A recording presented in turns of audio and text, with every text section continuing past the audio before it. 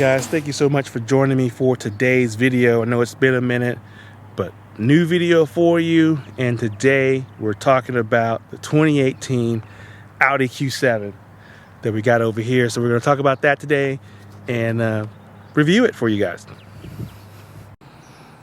All right, so today we're taking a look at the 2018 Audi Q7 in Premium Plus trim in the Orca black metallic exterior color. This has the black interior Premium Plus with the kind of satin wood inlays. I actually kind of prefer the open wood of the A4 to the wood in here, but nonetheless it looks nice. I just think the open wood looks a lot better than the glossy wood in my opinion. Also, we have the aluminum inlays. We also have aluminum inlays carried through the interior.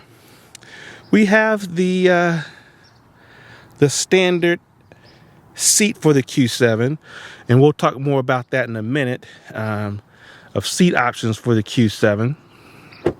As we look into the rear of the vehicle, this is where the Q7 makes its money, where we have a very ample rear seat area that's large enough to do actually 3 people across comfortably. And that's the key thing.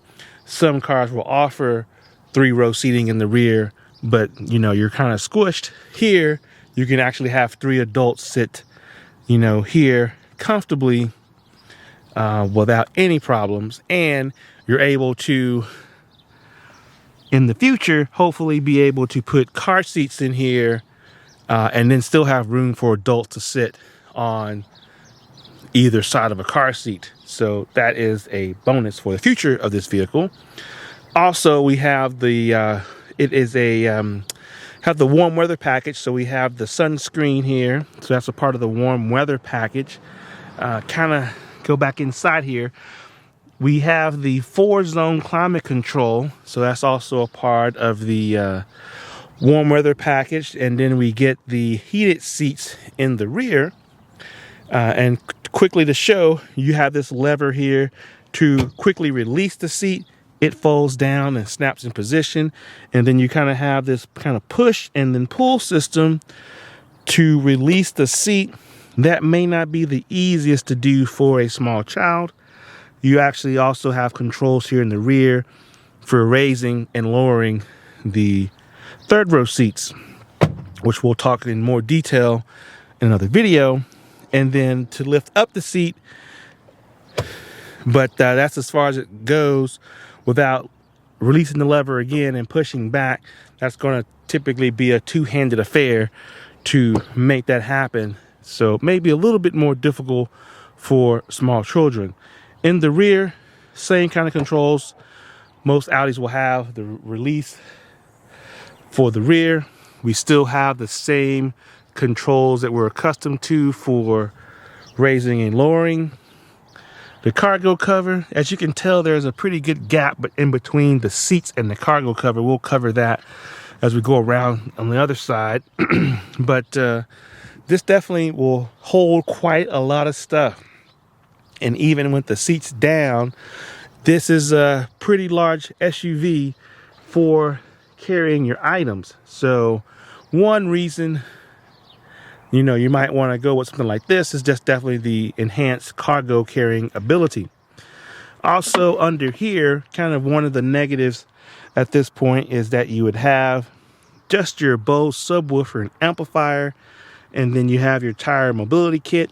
I also stuck the wheel locks back here as well. The car would not come with a jack unless your dealer ordered one with the car. And buying that separately would be about $170 to make sure your dealer orders that with the car. But there would be no place to even put the jack, even if you received it, which is kind of a bummer. Even the new Volkswagen Atlas and some of the other competitors actually have the spare tire and a place for the cargo cover.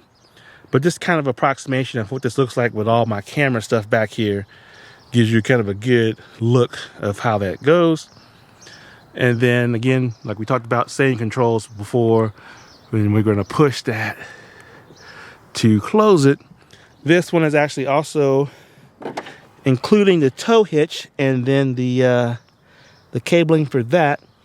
In this configuration, I guess as you can tell here, just Quattro, this is going to be in the US, this is basically going to be a 2.0 model. And that is rated for about 4,400 pounds. So not bad. We have Pirelli run flats on the vehicle.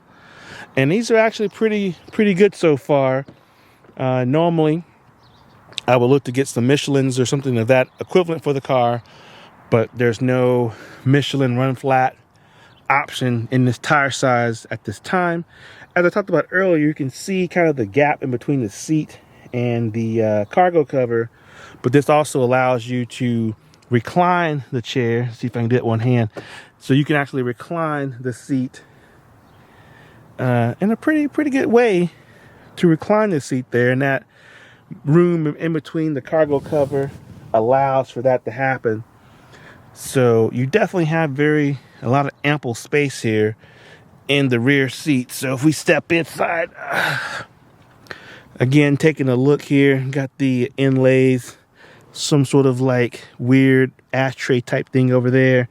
You actually have vents and speakers here on the side, which is kind of crazy. Like you can actually control the airflow and all of that right there on the side of the vehicle.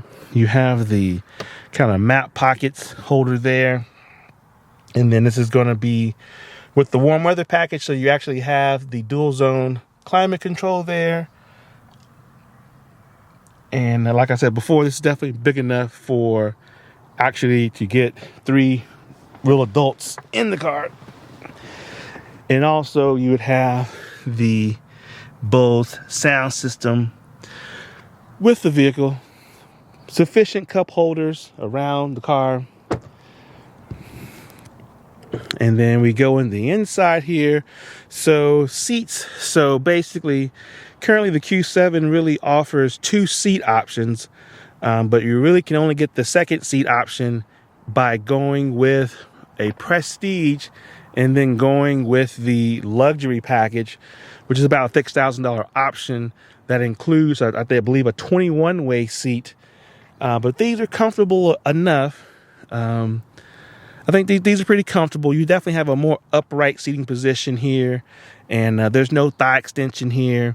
But they're heated and cooled, given that we have the cold weather and warm weather package. And I find this seat very comfortable.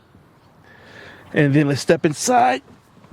Step here. So the controls here are going to be very similar to any modern Audi. So any current models, this will all look very familiar to you. The layout of the steering wheel is definitely still going to be the same layout. Still have the driver assistance here. All your side controls for your MMI or your virtual cockpit. And then your phone controls, navigation, last command, heated wheel, again part of the cold weather package, sorry.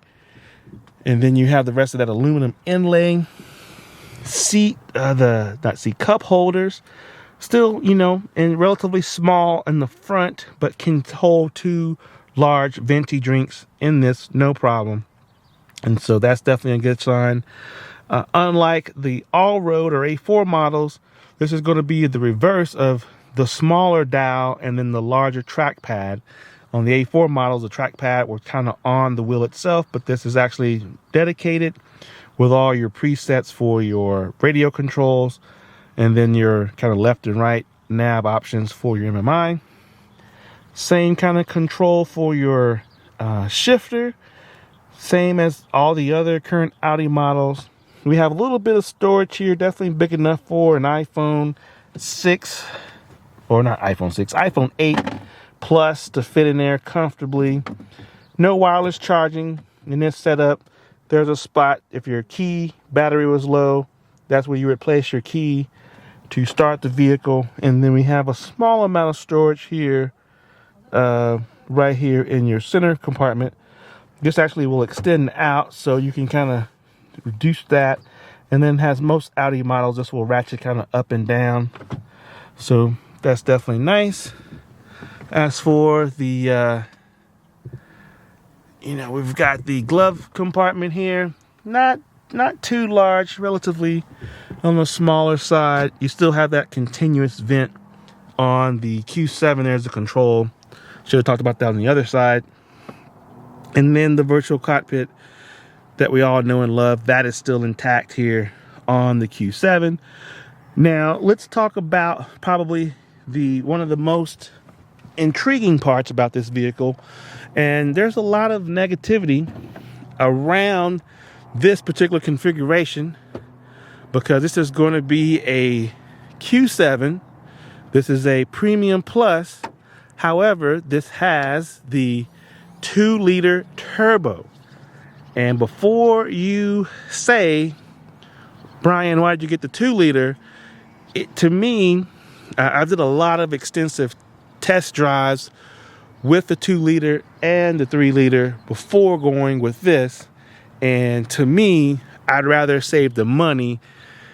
This drives totally fine. Like I don't understand a lot of the online negativity about this configuration.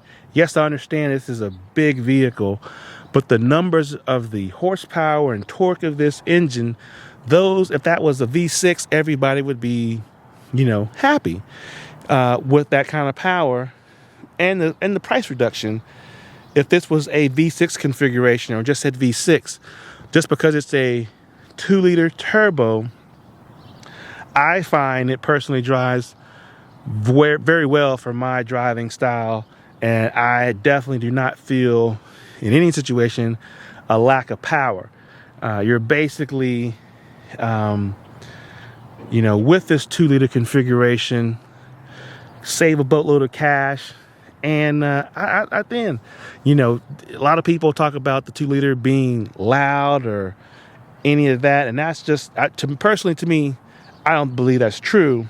If you've driven any of the current 2-liters, like any of the newer A4, A5, any of those configurations with this same engine, it sounds exactly the same. So like if you think that if this is going to be loud in a Q7, no, it sounds and drives just like an all-road engine sounds the same. So I would definitely encourage you to possibly save the $5,800 and go with the 2-liter turbo. But definitely if you're, obviously if you're towing or need something or just want something with a bit more go, then that 3-liter is out there, supercharged.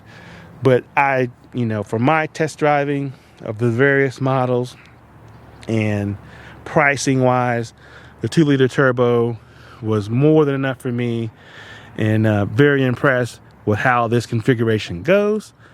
So we'll talk more in detail in future videos about the 2-liter turbo in the Q7, but I find it to be a great combination. And then keep in mind, also a lot of people knock the 2-liter for its fuel economy, and I would definitely recommend keeping in mind that all the other configurations, at least in the US, that 2-liter turbo is configured with Quattro Ultra in the other configurations. This is the only configuration in the US that I'm aware of that this 2-liter has been put to a full-time Quattro system. All the other ones have Quattro Ultra, which is a part-time type system that can decouple and things of that nature. So that's probably why you see those other models carry the Quattro Ultra setup for fuel economy. And this is why you don't see a big difference between this model and the 3-liter. You probably have like a 1 mpg difference between those two cars. But I still think that the Q7 in this configuration is a totally valid configuration. So like more than enough get up and go for passing.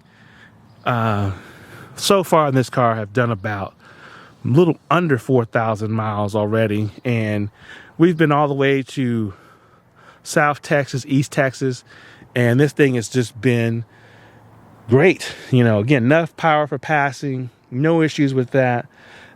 So I would definitely encourage giving a 2-liter a test drive before dismissing it. You know, maybe you won't like it, maybe you do, but I would definitely consider it and possibly save a boatload of money.